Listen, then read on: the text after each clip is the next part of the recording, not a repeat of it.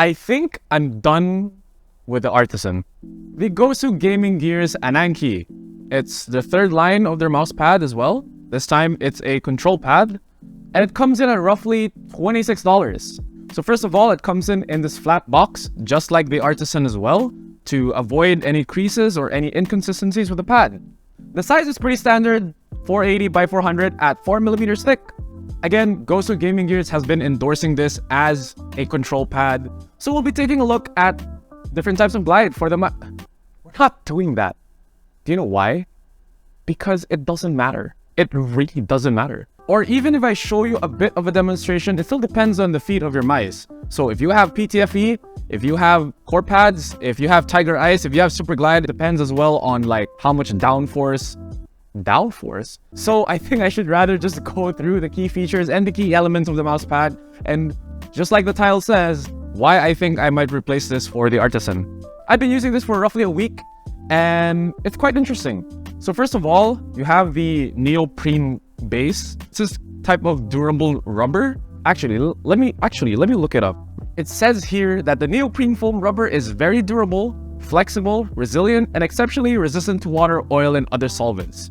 So if you're that type of person to eat on your desk and you don't like cleaning like the under of your mouse pad, this is for you, dirty fuck. Okay. Long story short, let's say you're a low sense user, right? And you're placing your mouse pad like in that right direction, and then after that you start moving a lot, and then later you realize your mouse pad is already tilted. A little bit of a background, Gosu Gaming Gears has been endorsing this type of rubber, so they did implement this with the Daiki as well. When I was testing it and you'd exert like numerous amounts of forces to try and make the mouse pad glide, it just wouldn't budge.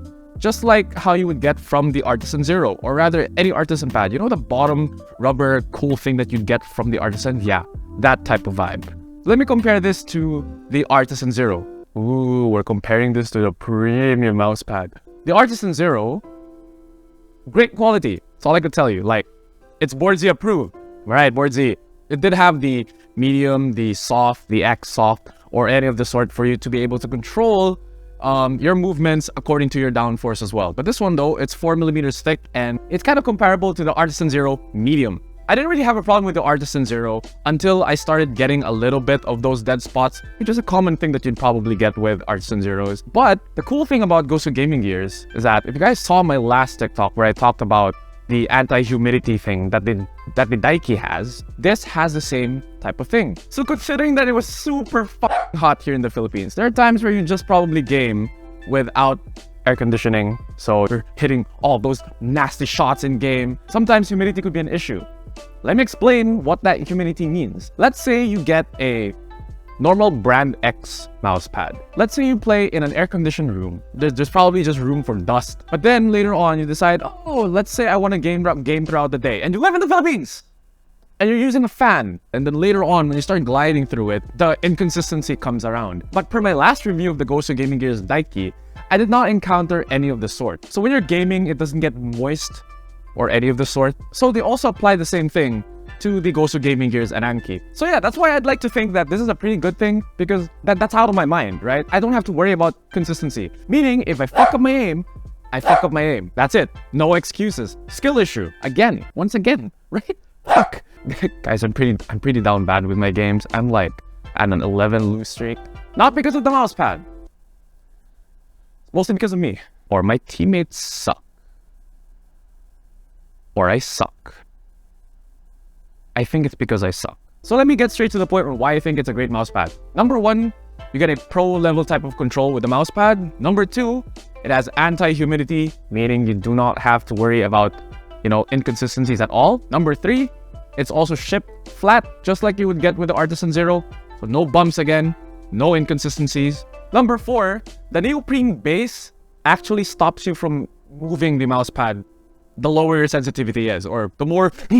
Alright, side note, you know those people that probably has like, oh, my keyboard has to be tilted at the degree of 75 to the right, and then my mousepad has to be lined up right here to the edge of the table with the corner touching a little bit of the mic arm and something like that. You don't have to worry about that because it's not gonna move. It's not gonna move. And last but not least, the price. At $26, you get all those good things. just for $26. 26!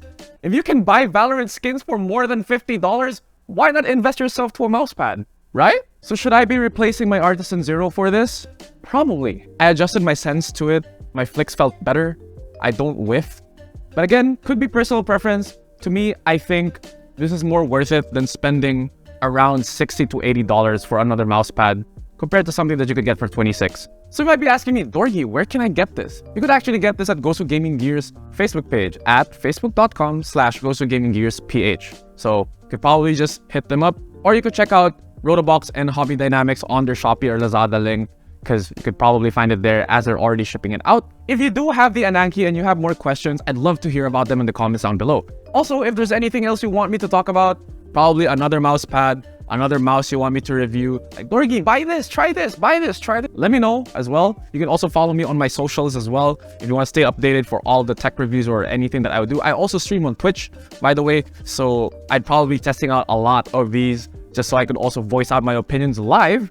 And yeah, don't forget to like and share if you do enjoy this type of content, and then I'll see you guys in the next one. Peace.